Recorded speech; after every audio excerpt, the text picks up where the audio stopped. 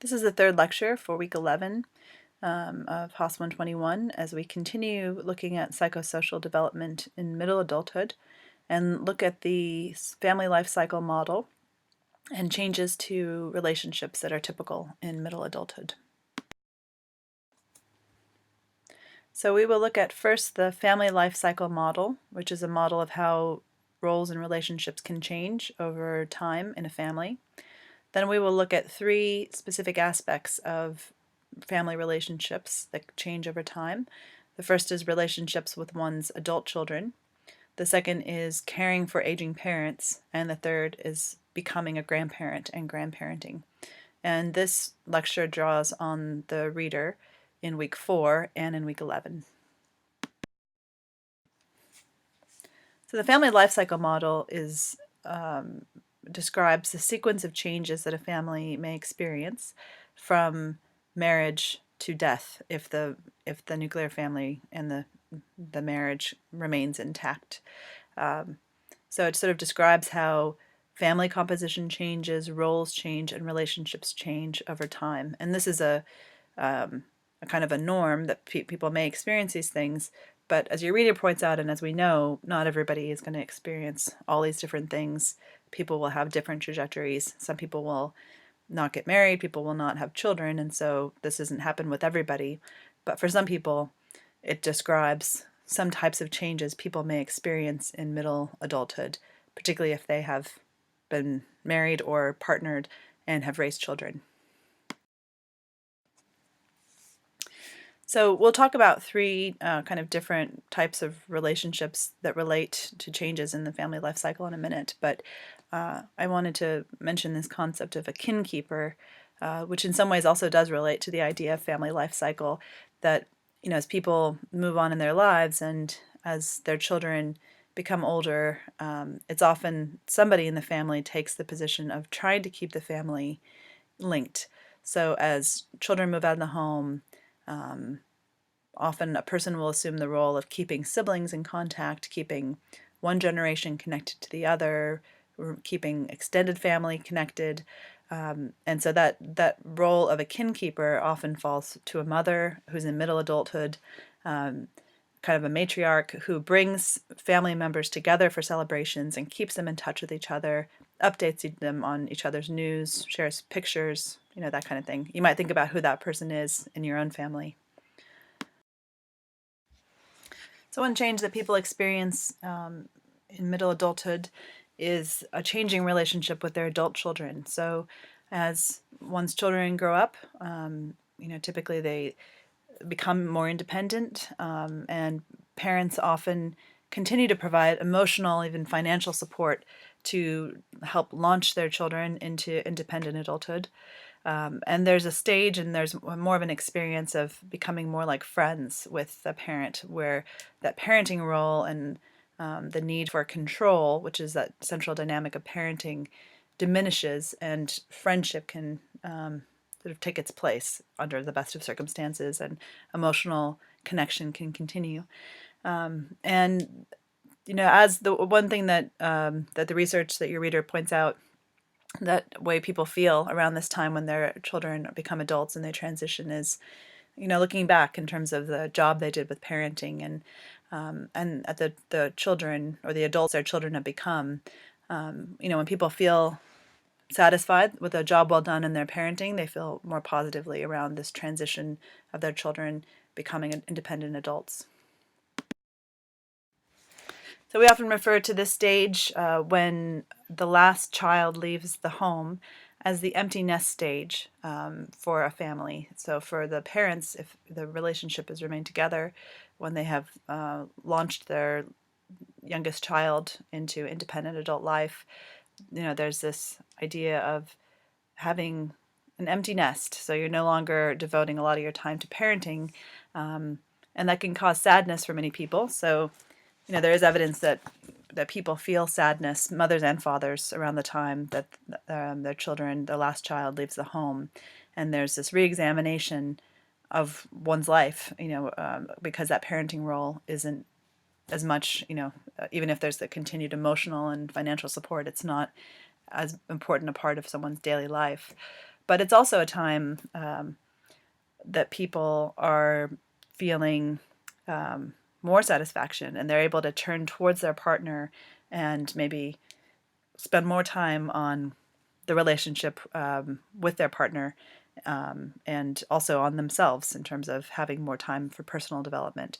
So even though it's often depicted as this time of sadness, it's also seen by many as a time of opportunity for focusing on the couple relationship and also on personal development. So another thing, when children become adults and leave the home, which typically happens when their parents are in middle adulthood, it can cause an attachment reaction and attachment behaviors in both the parent and the children. So your reader talks about, that when adult child leaves home, it's like a naturally occurring strange situation, which they use to kind of test attachment types in early childhood. It's something, this idea of separation provokes attachment behaviors like separation distress, about being apart from each other. And also, there will often be that the young person, as they move out into the world, will come back to their parents and use their parents as a secure base, through phone calls, getting emotional reassurance and emotional support, as well as financial support, and turning to the parents in times of crisis. So that attachment relationship continues often with the parents when the adult child has left the home. Although over time it kind of diminishes, and the attachment then starts to focus on the romantic partner and then one's own children later in adulthood. So the empty nest for people in middle adulthood is now changing somewhat. So for many families, they will bring welcome their adult children back into the home for a period of time after they've left, and that happens for various reasons. So it can be in relation to having trouble finding a job, or a job that makes enough money, or people want to save up and purchase their own home, or they want the flexibility and the freedom to do things like travel. So boomerang children is this idea of children who return to live with their parents in adulthood. And that's been a normative type of thing in many parts of the world. So in Southern Europe, in the United Kingdom, and other places, it's often been the case that adults will live with their parents, often until they get married themselves. But it's becoming increasingly true also in countries like Australia, the US, and other places where it was more typical for people to move out when they became, the age of majority. Another thing people can experience in middle adulthood is caring for adult parents, and this is described sometimes as the sandwich generation, when people in middle adulthood, particularly those who have delayed the age of when they've had their children, may be caring for children and their aging parents. So again, the trend towards having children later means that if one's own parents are older, and their children are still in the home, they can be pressed in by both sides, which is the idea of the sandwich, by children's needs as well as the needs of aging adults who are the parents. Of course, most people whose aging parents need help feel obliged to care for their parents, and this is true across cultures, and really in other non-Western cultures it can even be more true. And sometimes these relationships can even cross borders, where people are in a different country, but they're paying for the support, the care of their elderly parents where those parents live. So sometimes it happens in your home, and sometimes it happens at a distance, that adult children are often having a role in caring for their aging parents. It is more likely to be daughters or daughters-in-law or a female family member who care for the adult parent or the older parent, rather than sons. And it can be a challenge. There's stressors and rewards. So, this idea that we talked about in the second lecture, middle adulthood is often a time of peak career demands and performance, but can also bring these responsibilities as a caregiver, and there can be negative impacts. It can be a challenge to balance the caregiver role with work, and it can cause stress and strain on the relationship, but at the same time, it can be an opportunity to become closer again to one's parents, one's elderly parents, and can create feelings of intimacy and closeness with those parents. And then another relationship that often happens for people in the middle adult years is becoming a grandparent. And I've always loved this quote from Alexander Haley, who's a novelist. Nobody can do for little children what grandparents do. Grandparents sort of sprinkle stardust over the lives of little children. And isn't that true? So if you've had a really wonderful grandparent relationship in your life, you might think of how your grandparent was made things special for you, and treated you in a special way and made you feel important and gave you a lot of attention and resources and other things. So grandparents can have a great impact for the good on the lives of their grandchildren, which we'll talk about. And for grandparents themselves, many people will describe being a grandparent as the most important thing in their lives, and that it's an opportunity for generativity, so providing wisdom to the grandchildren, indulging them. And for some, it's also an opportunity to recall the special times with their own grandparents, and sort of link their experience across generations. So, grandparents have things to offer to grandchildren, but it's reciprocal. So, grandparents also benefit from the relationship with their grandchildren. So, grandparents can do things like enrich their grandchildren's lives socially and personally through recreational activities. They can share the history of the family. They can teach skills. They can contribute towards the socialization of the children. They can give advice. And as we'll talk about in a couple minutes, they can also provide a kind of a backstop or safety net in case there is a crisis in the family of origin for the children.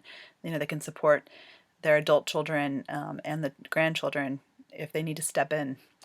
And then grandchildren also can do things for grandparents. They keep them in touch with youth. They provide those opportunities for generativity. They can keep them up with latest trends and technology. So it's a way of connecting to the future, which is important to older adults. So there are different styles of grandparenting, like there are differences in parenting. And a lot of it has to do often with access and opportunity. So the reality is, with today, many people living far from their extended family, including their parents, sometimes grandparents will have access and for visits to their grandchildren, and sometimes that happens less. So, a research study that's described in your reader talks about different styles of grandparenting that have been observed. One is a style that's sort of remote, and often that's associated with being distant from a grandchild, which can lead to emotional distance because a close relationship doesn't develop. Another is a companionate type of relationship, and that's where the grandparents, they come, they indulge, they have fun, they visit, they do activities, they may spoil, but it's that fun role, and they don't have a lot of duties towards the grandchildren. And then there's the involved, which is so whereas the companionate would be the most common, and involved is less common, but in some cases, grandparents will take on a more parent-like role. Either they'll provide childcare, for example, for grandchildren. They may provide a lot of hands-on support for parents. That can happen often when their children become parents at a young age, for example. And they can even assume the primary care of their grandchildren.